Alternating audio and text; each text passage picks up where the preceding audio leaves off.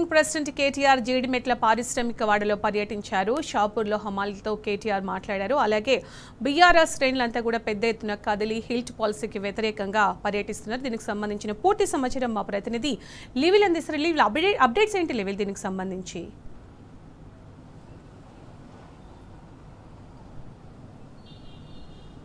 ఇల్టు policy Congress ప్రభుత్వం తీసుకొచ్చిన ఇల్టు policy ఇవాళ ప్రజాధనాన్ని లూట్ చేసే విధంగా ఉందని ప్రధానంగా తెలంగాణ రాష్ట్ర ప్రజలకు చెందిన భూమిని వల్ల అక్రమంగా దారాదత్తం చేసే కుట్ర ఏదైతే ఉందో ఆ పాలసీ వెనుక దాగి ఉన్న కుట్రను బీఆర్ఎస్ పార్టీ అడుగడుగున కడిగి పారేస్తుంది, అడుగడుగున ప్రభుత్వం నిలదీస్తుంది.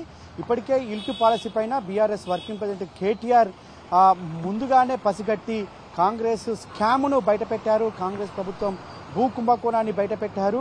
ఇల్టు పాలసీ ద్వారా ఇవాళ ఏ విధంగా పారిశ్రామిక వాడల్లో ఉన్న భూమి అప్పనంగా ఇతర వారికి అప్పచెప్తున్నారు, ఇతరులకు ఏ విధంగా చేస్తున్నారనే అంశం పైన ప్రధానంగా బీఆర్ఎస్ పార్టీ చెప్పింది. ఖచ్చితంగా ఏదైతే గత బీఆర్ఎస్ ప్రభుత్వంలో ఏదైతే ఇండస్ట్రియల్ ఫ్రెండ్లీ ఉంది, పారిశ్రామికవేత్తలకు చాలా అద్భుతమైన అవకాశాలు కల్పించింది. తెలంగాణ రాష్ట్రంలో పెట్టుబడులు పెట్టడమే లక్ష్యంగా, రాష్ట్ర ప్రజలకు ఉపాధి కల్పించడమే లక్ష్యంగా బీఆర్ఎస్ పార్టీ ఆనాడు రూపకల్పన చేసింది గత 10 సంవత్సరాల పాలన. కానీ కాంగ్రెస్ ప్రభుత్వం వచ్చిన తర్వాత అడుగడుగున స్కీములు కాదు స్కాములే అన్న చందంగా ఇవాళ ప్రభుత్వం పాలన చేస్తుంది.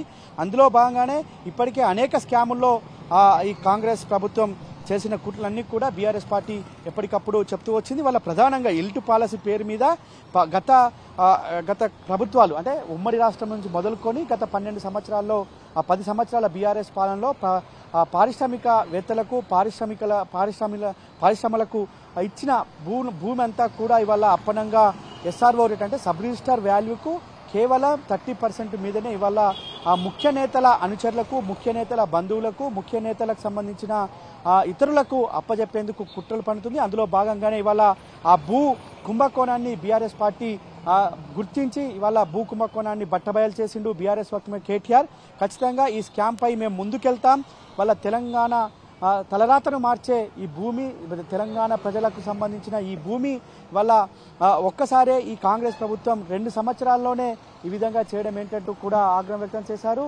ప్రధానంగా ఈ భూ కుంభకోణం ద్వారా 9,300 పైచిలకు ఎకరాల భూమిని ఇవాళ వారి అన్యాయులకి, వారి బంధువులకి, వారి ఇతర వర్గాల వారికి సంబంధించిన వారికి ఏదైతే అప్పజెప్పాలని చూస్తున్న కాంగ్రెస్ ప్రభుత్వం మోసాలను బట్టబయల్చిందో అందులో భాగంగానే ఇవాళ ఇవాళ 2 రోజుల పాటు పారిశ్రామిక వాడల్లో బీఆర్ఎస్ పోరుబాట పేరు మీద వచ్చారు. ప్రధానంగా నిన్న అటు జగదీష్ రెడ్డితో పాటు పలువురు పారిశ్రామిక వాడల్లో పర్యటించారు. పారిశ్రామిక వాడల్లో పర్యటించి ప్రధానంగా పారిశ్రామిక వాడలకున్న భూములను ప్రభుత్వం ఏ విధంగా చేస్తుంది, ప్రభుత్వం ఏ విధంగా మోసం చేస్తుంది అనే అంశాలపైన నిన్న ప్రస్తావించారు, ప్రజలకు తెలియజెప్పారు.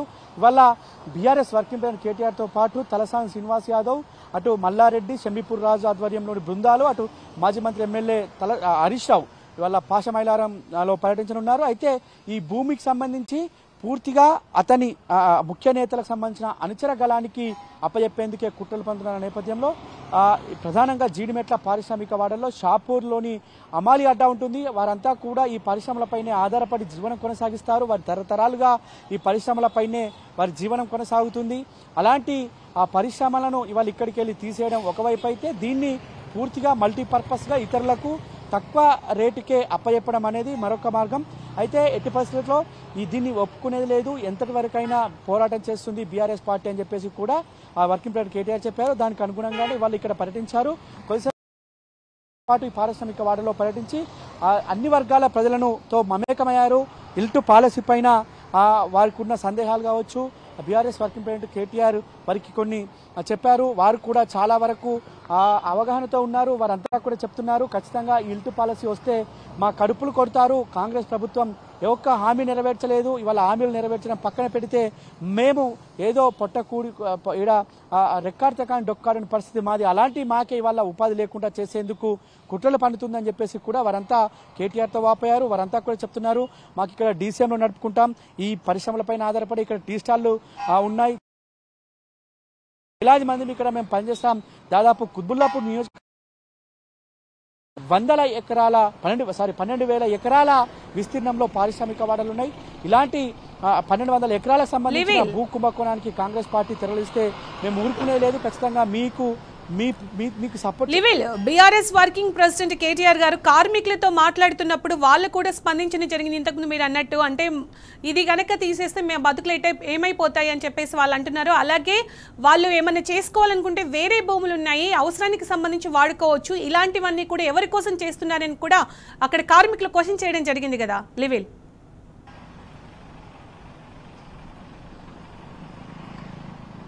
ఎగ్జాక్ట్లీ కార్మికులంతా కూడా వారి ఆవేదనను చెప్పుకుంటున్నారు. వారంతా కూడా ఆందోళన చెందుతున్నారు. ఒకవేళ ఇల్టు పాలసీ తీసుకొచ్చి అమలే చేస్తే మా పరిస్థితి ఏంది, మా బతుకులేంది, మేము దీనిపైన ఆధారపడి జీవిస్తున్నాం, మా కుటుంబాలన్నీ కూడా ఇక్కడ ఈ పారిశ్రామిక వాడల్లో పనిచేసే పోషించుకుంటున్నాం, మా పిల్లల్ని చదివించుకుంటున్నాం.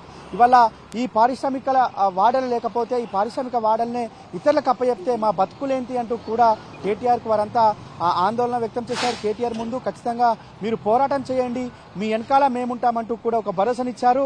ఖచ్చితంగా ఇక్కడ గత 20-25 సంవత్సరాలుగా మేము ఇక్కడ జీవనం కొనసాగిస్తున్నాం. ప్రత్యక్షంగా పరోక్షంగా వేలాది మంది ఇక్కడ ఉంటాం. అలాంటి మా పొట్ట కొడతానంటే చూస్తూ ఊరుకోమని చెప్పేసి కూడా వారంతా హెచ్చరించిన పరిస్థితి కనిపిస్తుంది. ఖచ్చితంగా కాంగ్రెస్ పార్టీ, కాంగ్రెస్ ప్రభుత్వం స్కీములు ఇస్తుంది అనుకుంటే ఇవాళ స్కాములు చేస్తుంది. మాకు ఏదైతే ఉపాధి కూలీలకు కావచ్చు, లేబర్కి ఎవరైతే కూలీలు ఉంటారో కూలీలకు 12,000 ఇస్తామన్నది, ఆడవాళ్ళకి 25,000, అవన్నీ ఎక్కడ పోయినాయి? ఇవాళ మళ్ళీ ఈ పాలసీ తీసుకొచ్చి ఎవరి నోట్లో మట్టి కొడతారంటూ కూడా వాళ్ళ కేటీఆర్ ముందు వారు కొంత ఆవేదన వ్యక్తం చేశారు. ఖచ్చితంగా మీరు పోరాటం చేయండి, మీ వెనకాల మేముంటాం. మీరు ఆనాడు 10 సంవత్సరాల్లో ఎన్నో పారిశ్రామిక వాడలు నెలకొల్పారు, ఎన్నో ఇండస్ట్రీస్ తీసుకొచ్చారు, ఎంతో మంది యువతకి ఉపాధి కల్పించారు. కానీ ఇప్పుడున్న ఈ కాంగ్రెస్ ప్రభుత్వం వారికి వారే రోజువారీగా డెవలప్ అయ్యే కార్యక్రమాలు చేసుకుంటుంది. వారి కుటుంబ సభ్యులు అభివృద్ధి చెందే కార్యక్రమాలకే శ్రీకారం చుట్టింది. వాళ్ళ స్కీములు ఎక్కడ పోయినాయో తెలియదు, కానీ రోజుకొక స్కామ్ పుట్టుకొస్తుందంటూ కూడా వారంతా చెప్తున్న పరిస్థితి కనిపిస్తుంది. వాళ్ళ పారిశ్రామికవేత్తల నుంచి కింది స్థాయి కార్మికుడి వరకు కూడా వారి ఆవేదన అంతా కూడా చెప్తున్నారు. ఇవాళ మల్టీపర్పస్ యూసేజ్ అంటున్నారు. ఇవాళ వీటి వల్ల ఒకవేళ పొల్యూషన్ వస్తే మరి మీరు ఇచ్చే ల్యాండ్లో ఏం కడతారో, ఎవరు కడతారో చెప్పండి, మీ వెనకాల ఎవరున్నారో చెప్పండి అంటూ కూడా వారంతా నిలదీస్తున్న పరిస్థితి కనిపిస్తుంది. అమ్మాలీలంతా చెప్తున్నారు, మేము 12-13 సంవత్సరాల నుంచి ఇక్కడే ఉంటున్నాం, మా జీవనోపాధి అంతా కూడా ఇదే. వాళ్ళ గత 10 సంవత్సరాల్లో ఎన్నో పనులకు శ్రీకారం చుట్టారు, ఎంతో మందికి ఉపాధి లభించింది. కానీ 2 సంవత్సరాల కాలంలో పూర్తిగా అస్తవ్యస్తమైపోయింది, పాలన పడికేసింది. పాలన పక్కన పెడితే మా బతుకులను కూడా ఛిద్రం చేస్తున్నారు. ఇవాళ మాకు కూడా ఎలాంటి దిక్కు అవుతుందో, ఏం దిక్కు అవుతుందో అని ఆలోచన చేస్తున్నాం. ఇవాళ ఇల్టు పాలసీ అని చెప్పి తీసుకొస్తే దాంతో మా పొట్టకొట్టే స్థితికి తీసుకొచ్చింది కాంగ్రెస్ ప్రభుత్వం అంటూ కూడా మండిపడతాం. ఖచ్చితంగా ఈ ఇల్టు పాలసీకి సంబంధించి ప్రజాక్షేత్రంలో మీరు పోరాటం చేయండి, మీకు మేముంటామంటూ కూడా వారంతా భరోసానిచ్చే పనిచేశారు. ఖచ్చితంగా 2 గంటల పాటు దాదాపు అన్ని వర్గాల ప్రజల్ని బీఆర్ఎస్ వర్కింగ్ కేటీఆర్ కలిశారు. అక్కడ కార్మికులతో, హమాలీలతో, తర్వాత ఒక పారిశ్రామికవేత్తలకు సంబంధించిన పారిశ్రామిక వాడల్లోకి, కంపెనీలోకి వెళ్ళి అక్కడున్న యజమానులతో కూడా మాట్లాడే వారంతా కూడా ఆవేదన చెందుతున్నారు.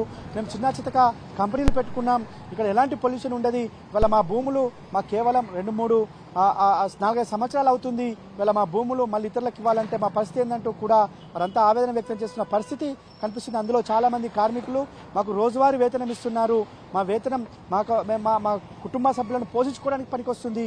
కానీ వల్ల మేము ఇక్కడ ఈ ఇల్టు పాలసీ పేరుతో ముఖ్య నేతలకు సంబంధించిన వారికి ఇస్తే వారు ఏ కంపెనీలు పెడతారో, వారు దేనికి యూసేజ్ చేస్తారో మాకు తెలియదు కదా, మా బతుకులు ఏందంటూ కూడా ఆవేదన వ్యక్తం చేస్తున్నారు. దాదాపు 2 గంటల బావు ఈ పారిశ్రామిక వాడలో పర్యటించి అన్ని వర్గాల ప్రజలతో మమేకమయ్యారు, అన్ని వర్గాలతో చర్చించారు. ఇల్టు పాలసీపై ప్రతి ఒక్కరు కూడా తమ ఆవేదనను కేటీఆర్తో పంచుకున్నారు. మీరు పోరాటం చేయండి, మీకు మేము మద్దతు ఇస్తాం.